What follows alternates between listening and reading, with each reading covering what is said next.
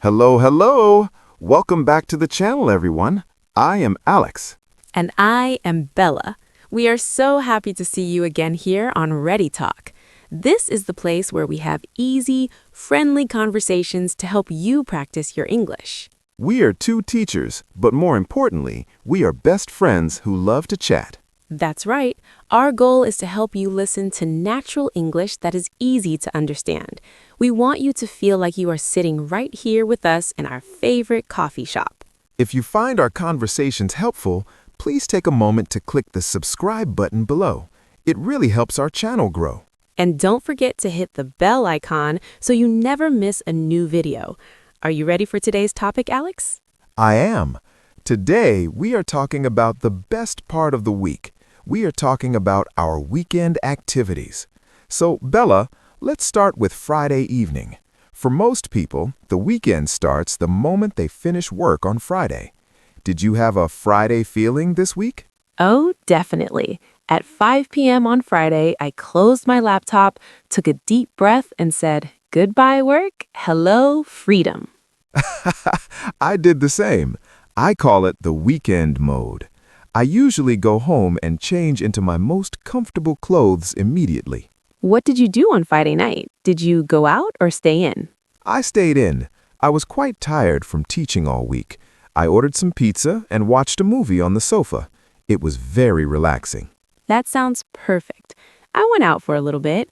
I met some friends at a small cafe. We drank tea and talked for 2 hours. It is nice to catch up with friends after a busy week. It really is.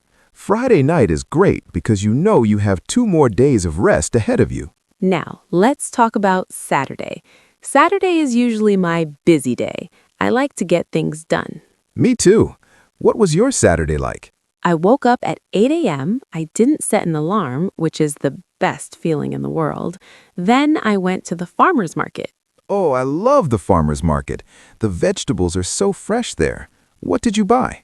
I bought some big red tomatoes, some honey, and a loaf of fresh bread. After that, I went to the park to do some yoga. Yoga in the park? Wasn't it cold? A little bit, but the sun was shining, so it felt good. What about you, Alex? Did you sleep in until noon? Almost. I got up at 10 a.m. Then I did some housework. I cleaned my kitchen and did 2 loads of laundry. Cleaning is a classic Saturday activity. It's not very fun, but it feels good when the house is clean. Exactly. After cleaning, I went to the gym. I spent an hour running on the treadmill. I like to stay active so I can eat more pizza. That is a good strategy. In the afternoon, I did some gardening on my balcony. My flowers are finally starting to grow. You have such a green thumb, Bella. Everything you plant grows so well. What did you do on Saturday night? I went to the cinema. I saw a new comedy movie. It was very funny. I ate a giant bucket of popcorn. I love popcorn. Was the cinema crowded? Yes, it was very busy. Many families and couples were there. After the movie, I went home and read a book for 30 minutes before sleeping. My Saturday night was a bit more exciting. I went to a birthday party for my cousin. There was a lot of music and dancing. Did you dance, Alex? Only a little bit. I'm not a very good dancer, but I had a lot of fun talking to my family members. I ate a big piece of chocolate cake, too. Cake and dancing. That sounds like a great Saturday night.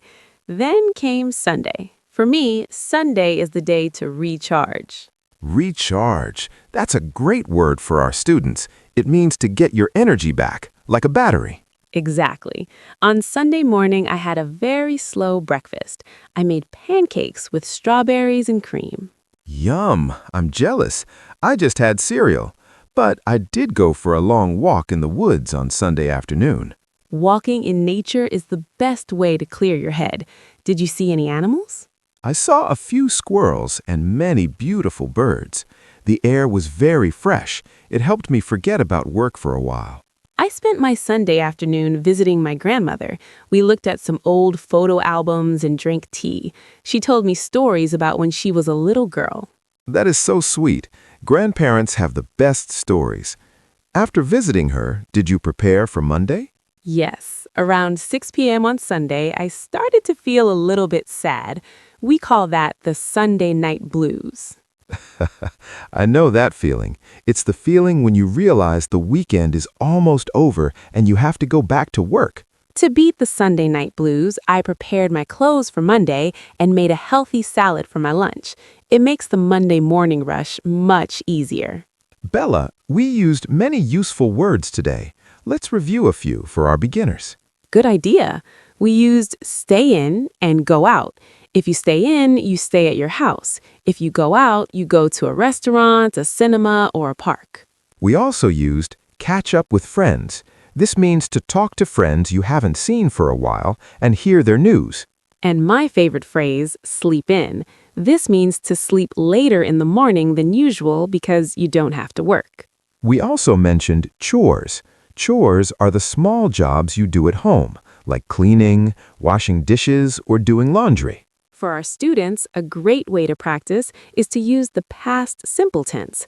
I went to the park, I ate pizza, I saw a movie. That's right. The weekend is a great topic to practice past tense verbs because you are telling a story about what happened. You know, Alex, I think your weekend sounds much more productive than mine. You cleaned your whole house. Well, don't be too impressed. I didn't clean under the sofa. I just pushed the dust further back.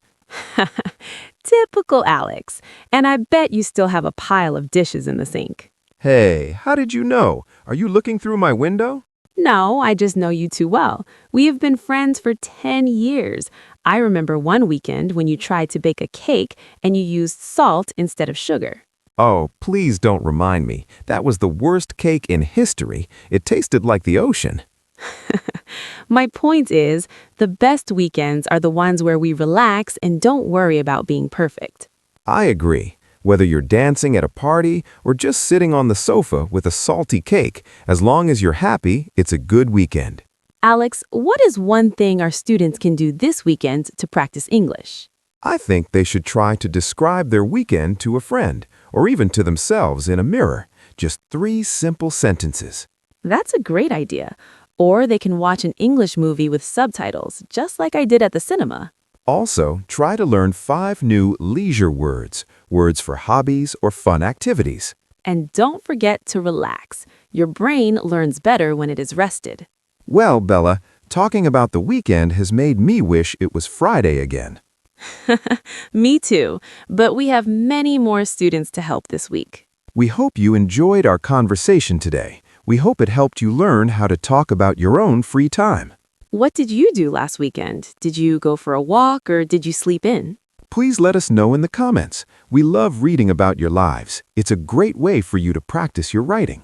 If you liked this video, please click the like button. It helps Ready Talk reach more English learners around the world. And if you haven't yet, please subscribe to our channel. Join our community and learn with us every week. Thank you for practicing your English with us today. You are doing a wonderful job. We will see you in the next video with another fun topic. Until then, have a great week and a wonderful weekend when it arrives. Goodbye. Bye-bye.